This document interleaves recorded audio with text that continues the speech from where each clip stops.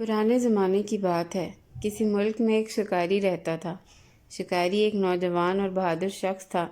شکار کی تلاش میں اکثر گھنے اور خطرناک جنگلوں میں جاتا رہتا تھا۔ شکاری کے پاس ایک باز تھا جو اس کا بڑا ہی وفادار تھا۔ وہ جب بھی شکار پر جاتا تو باز کو بھی ساتھ لے جاتا۔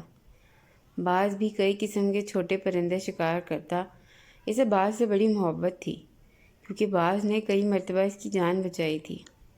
مثلاً ایک دن ایک سانپ اس پر حملہ آور ہونے لگا تو باز نے اس سانپ کو اپنے پنجوں سے ادھیڑ کر رکھ دیا۔ ایک دن شکاری نے شکار پر جانے کا ارادہ کیا اور حسب معمول باز کو بھی اپنے ساتھ لے لیا۔ وہ ایک گھنے جنگل میں پہنچ گیا جہاں جنگلی جانوروں کی کثرت تھی۔ اسے شکار کرتے ہوئے 2 دن گزر گئے تھے۔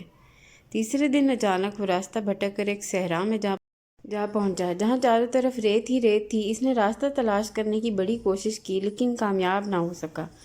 گرمی کی وجہ سے پانی کی شدید طلب ہو رہی تھی لیکن ارد گرد پانی کہیں نہیں تھا۔ گھومتے پھرتے اسے ایک سایہ دار درخت نظر آیا۔ شکاری پیاس اور تھکن سے چور تھا، اس لیے اس نے صحرا میں سایہ دار درخت کا ملنا غنیمت جانا۔ شکاری اس کے نیچے جا بیٹھا۔ باز بھی اس کے قریب ہی بیٹھ گیا۔ ابھی تھوڑی دیر ہوئی تھی کہ اچانک درخت پر سے پانی کے قطرے ٹپکنے لگے۔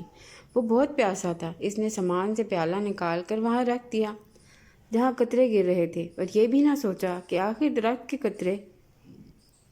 درخت سے قطرے کیوں گر رہے ہیں۔ تھوڑی دیر بعد پیالے میں اتنا پانی جمع ہو گیا کہ وہ پی سکے۔ اس نے پیالہ اٹھایا اور پینے کی کوشش کی لیکن اس سے پہلے کہ وہ پانی پیتا قریب ہی بیٹھا ہوا باز اڑا اور جھپٹ کر وہ پیالہ اس کے ہاتھ سے گرا دیا۔ باز کے اس طرح پانی گرانے پر اسے بڑا غصہ آیا لیکن اس نے ضبط کیا اور خالی پیالہ اٹھا کر پھر اس جگہ رکھ دیا جہاں اب بھی قطرے گر رہے تھے۔ کچھ دیر بعد پھر پیالے میں پانی اکٹھا ہو گیا تو اس نے دوبارہ ہاتھ بڑھا کر پیالہ اٹھانے کی کوشش کی لیکن باز بڑی تیزی سے لپکا اور اس کے پیالہ پکڑنے سے پہلے ہی گرا دیا۔ اس مرتبہ شکاری اپنے غصے پر قابو نہ رکھ سکا۔ اس نے تلوار کے ایک ہی وار سے باز کا کام تمام کر دیا۔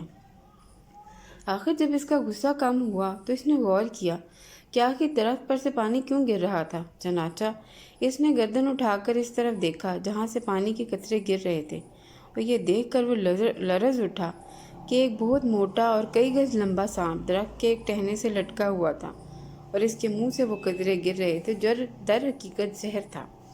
اب اس سے پیارے باز کا خیال آیا جس نے اس کی جان بچانے کی کوشش کی تھی اور اس کے ہاتھوں مارا گیا۔ وہ بہت رویا مگر کیا فائدہ جب چڑیاں چگ گئی کھیت۔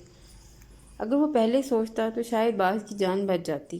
اس کے بعد کسی نہ کسی طرح واپسی کا راستہ تلاش کرنے میں کامیاب ہو گیا لیکن وفادار ساتھی باز کو کھو دیا۔